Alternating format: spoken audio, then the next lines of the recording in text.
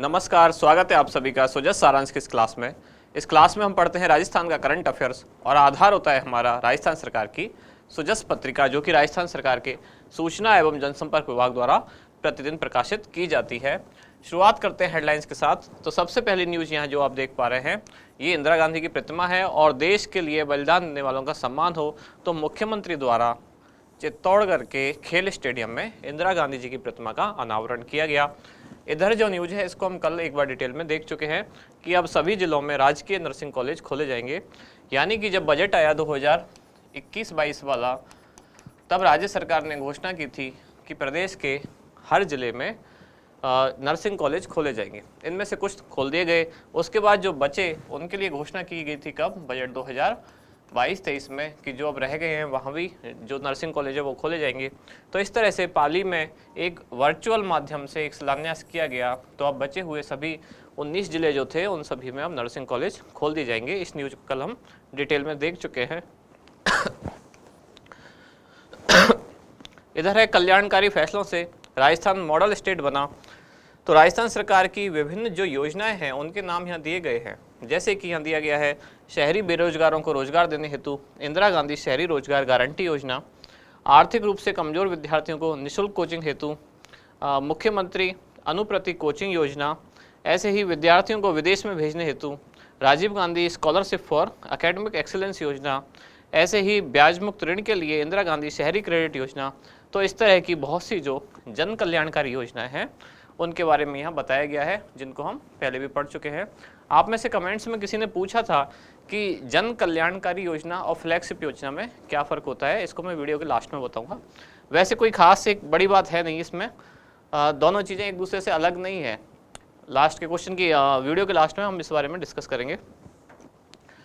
अगले पेज की तरफ बढ़ते हैं। ये है पुरानी पेंशन के निर्णय की चर्चा पूरे देश में। यानी कि जैसा आप जानते हैं ओल्ड पेंशन स्कीम जो है वो अब लागू कर दी गई है और ओल्ड पेंशन स्कीम के तहत जो 1 जनवरी 2004 को या उसके बाद जो भी राज्य के सरकारी कर्मचारी हैं जिनकी नियुक्ति हुई है उन सभी को ओल्ड पेंशन स्कीम का लाभ मिलेगा। इधर है जन केंद्रित योजनाओं से आमजन को राहत। तो सरकार लगातार उन्हीं चीज़ों के बारे में बात कर रही है जिन योजनाओं से आम जनता को राहत मिलती है।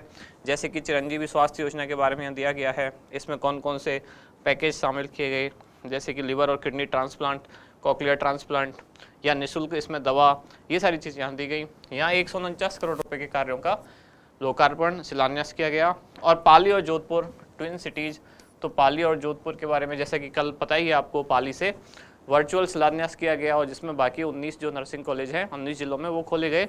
तो वहीं से संबंधित कुछ सामान्य जानकारियां हैं। अगले पेज की तरफ बढ़ते हैं। जयपुर में हाउसिंग बोर्ड आमजन के लिए स्वतंत्र आवास की नई योजना लाएगा। तो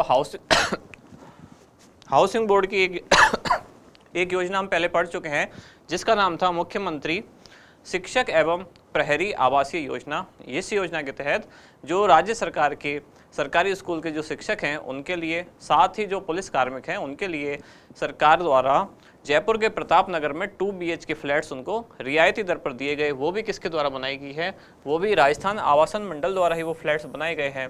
ऐसे ही राजस्थान आवासन मंडल द्वारा अब आम जनता के लिए भी ऐसी कुछ योजना लाई जा रही है जिसमें स्वतंत्र आवास एक नई योजना लाएगा राजस्थान आवासन मंडल। और यहाँ कृषि विज्ञान की छात्राएं प्रोत्साहन राशि के लिए ऑनलाइन आवेदन करें। तो ये कौन सी योजना है, जो कृषि विषय में पढ़ रही हैं अध्ययनरत जो छात्रा हैं उनको एक प्रोत्साहन राशि दी जाती है। तो इस योजना के बारे में आज पढ़ेंगे डिटेल में। अगले पेज की तरफ यहाँ दिख रहा है आपको खनिजों की आधुनिक तकनीक से खोज का कार्य होगा और इसका नाम दिया गया है एक्सटेंसिव एक्सप्लोरेशन कार्यक्रम। तो क्या है एक्सटेंसिव एक्सप्लोरेशन कार्यक्रम, कौन कौन से खनिज इसके तहत खोजे जा रहे हैं उनको डिटेल में पढ़ेंगे। और इधर है मुख्यमंत्री किसान मित्र ऊर्जा योजना। इसको पहले 1-2 बार पढ़ चुके हैं, आज वापस इसको रिवाइज करेंगे। ये हमारा इंडेक्स जिसमें हम देखेंगे कौन कौन सी चीज़ें हैं जिनको हमें डिटेल में पढ़ना है। सबसे पहले आप देख पा रहे हैं कृषि शिक्षा में अध्ययनरत छात्राओं को प्रोत्साहन योजना, फिर है मुख्यमंत्री किसान मित्र ऊर्जा योजना और फिर है खनिज विभाग का एक्सटेंसिव एक्सप्लोरेशन कार्यक्रम। ये है एक्सटेंसिव खनिज विभाग का एक्सटेंसिव एक्सप्लोरेशन कार्यक्रम। शुरुआत करते हैं सबसे पहले कृषि शिक्षा में अध्ययनरत छात्राओं को प्रोत्साहन योजना। इस योजना का उद्देश्य क्या है?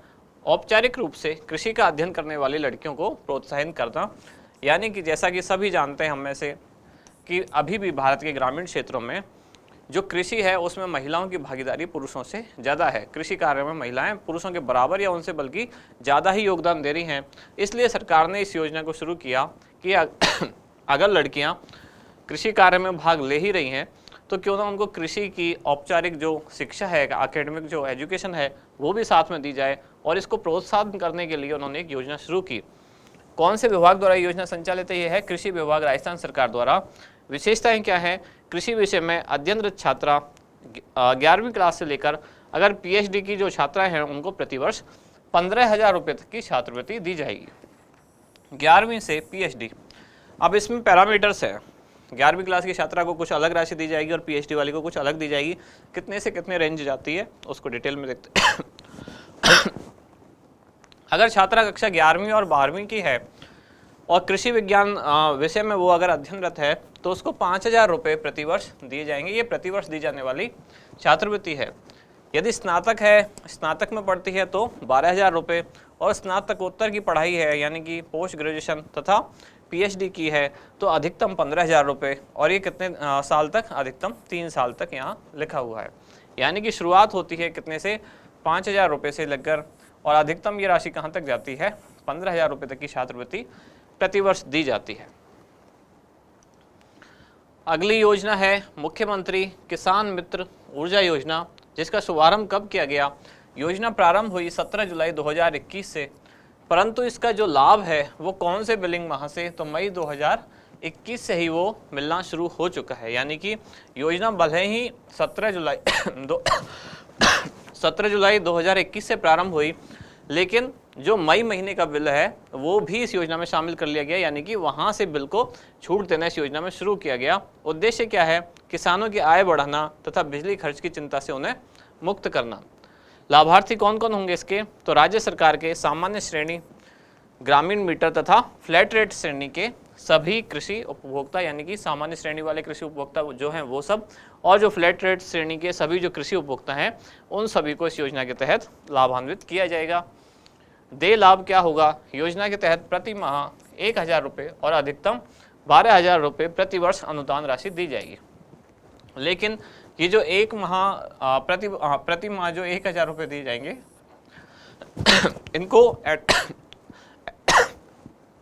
इनको एडजस्ट किया जा सकता है। एडजस्ट करना कैसे? मतलब यदि किसी का एक महीने का बिल 1,000 रुपये से कम आया और वो 800 रुपये आया, और अगले महीने उसका बिल अगर 1,200 रुपये आता है, तो ये जो 200 रुपये बचे हुए हैं उसके एक माह के, वो नेक्स्ट मंथ में एडजस्ट किए जा सकते हैं। यानी कि एक साल में अधिकतम 12,000 रुपये, लेकिन प्रति माह जरूरी नहीं है 1,000 ही हो। अगर कम और ज़्यादा रह जाते हैं तो वो अगले महीने एडजस्ट किए जा सकते हैं।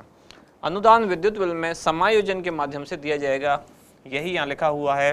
अर्थात किसी माह में बिल राशि 1,000 रुपये से कम होने पर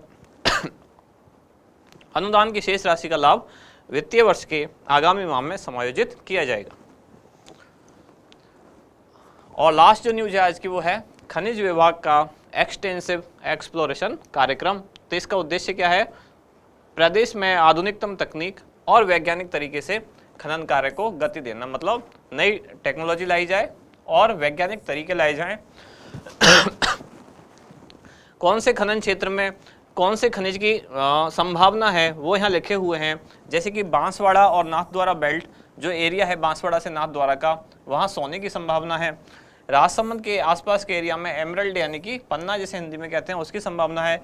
बाड़मेर बेल्ट में रेयर अर्थ एलिमेंट्स, ऐसे जो बहुत कम पाए जाते हैं अर्थ पर एलिमेंट, वो सब। और उदयपुर और उसके आसपास के क्षेत्र में फॉस्फेट। तो इन सब की संभावना है इस क्षेत्र में, जिसके लिए आधुनिकतम तकनीक और वैज्ञानिक तरीके से जो खनन कार्य है उसको अंजाम दिया जाएगा। इसको नाम दिया गया है एक्सटेंसिव एक्सप्लोरेशन कार्यक्रम। खनन खोज कार्य किसके द्वारा किया जाएगा? तो राज्य खनिज अन्वेषण ट्रस्ट के सहयोग द्वारा।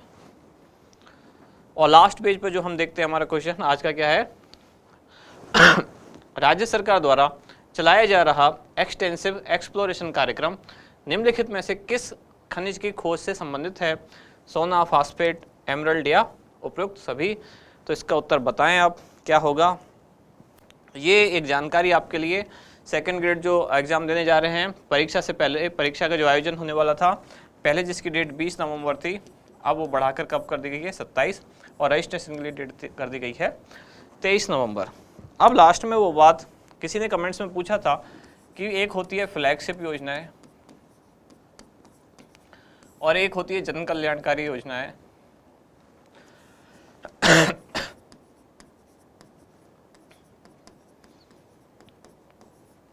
इन दोनों में अंतर क्या है, यानी कि योजनाएं तो दोनों हैं,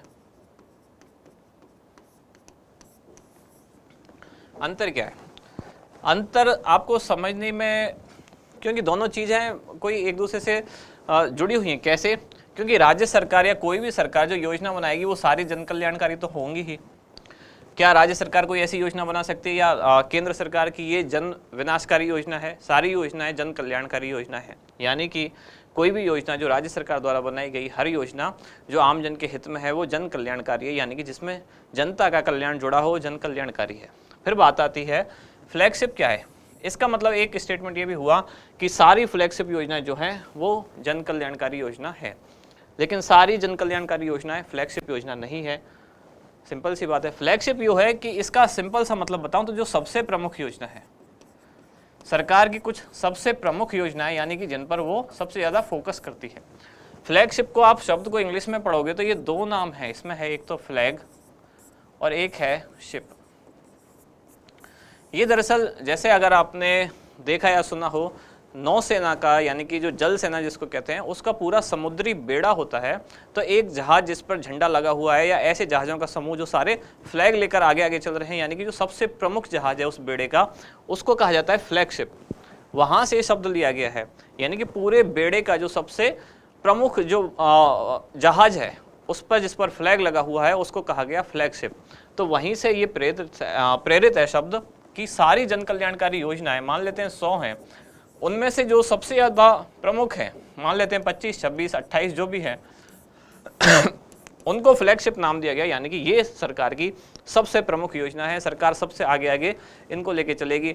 जैसे कि आप बार बार नाम सुनते हैं, चिरंजीवी स्वास्थ्य बीमा योजना, अभी जैसे इंदिरा गांधी शहरी रोजगार गारंटी योजना, इस तरह की जो योजनाएं जिन पर सरकार सबसे ज़्यादा जोर दे रही है वही फ्लैगशिप योजनाएं हैं। उनको अलग से नाम देकर आर्थिक समीक्षा में सरकार द्वारा डाला भी गया है, या फिर अपने ऑफिशियल डॉक्यूमेंट्स में भी उनको जन घोषणा पत्र में भी सरकार जारी करती है कि ये हमारी फ्लैगशिप योजना है। तो सामान्य से अंतर है, सीधी सी बात है, जो सबसे प्रमुख योजना है उन्हीं को फ्लैगशिप योजना कहा जाता है। बाकी जन कल्याणकारी सारी योजना ही होती हैं सरकार की, कोई भी योजना जन विनाशकारी कोई भी सरकार द्वारा नहीं बनाई जाती। तो यहाँ समाप्त होती है आज की क्लास। अब मिलते हैं अगली न्यूज़ के साथ अगली क्लास में। धन्यवाद।